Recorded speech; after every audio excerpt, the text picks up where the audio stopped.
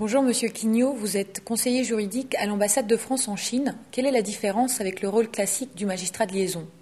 Alors, je suis le conseiller juridique français affecté à l'ambassade de France en Chine.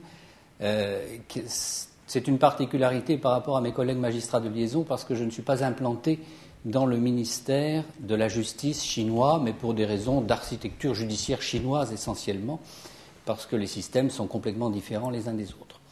En réalité, j'ai une double mission, qui est la mission traditionnelle des magistrats de liaison, et également, comme l'appellation du poste l'indique, la fonction de conseiller auprès de l'ambassade de France pour toutes les affaires judiciaires ou juridiques, d'une manière plus large, qui concernent la France et surtout de son relation avec la Chine. Et quelle est la particularité de la Chine ? Alors la particularité de la Chine, c'est qu'elle a complètement perdu son droit pendant des années. Ça correspond à la période de la révolution culturelle. C'est-à-dire pendant plus de 10 ans, jusqu'en 1978, la Chine a abandonné le droit. Et depuis, il est en reconstruction. Et en reconstruction, ça veut dire que véritablement les autorités chinoises sont en train de refabriquer un nouveau droit, aussi bien en matière civile qu'en matière pénale, qu'en matière commerciale. Et notamment depuis son adhésion à l'Organisation mondiale du commerce en 2001, elle a l'obligation de construire son droit en relation avec les standards internationaux.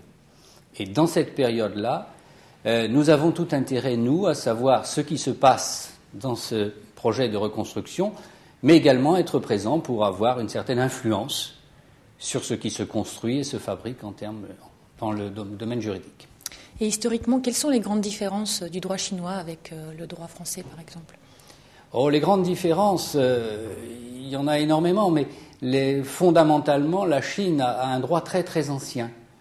Elle a un droit très ancien, mais qui était essentiellement un droit criminel et un droit administratif.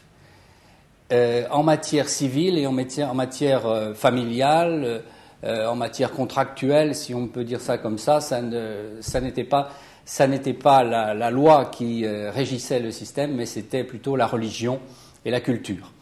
Alors actuellement, le système juridique chinois prend pied à la fois sur ces éléments extrêmement anciens, sur le rôle que pouvait avoir effectivement le confucianisme ou le légisme, mais également sur les normes internationales modernes. Alors c'est toute la complexité de faire cohabiter une culture extrêmement ancienne avec des exigences internationales.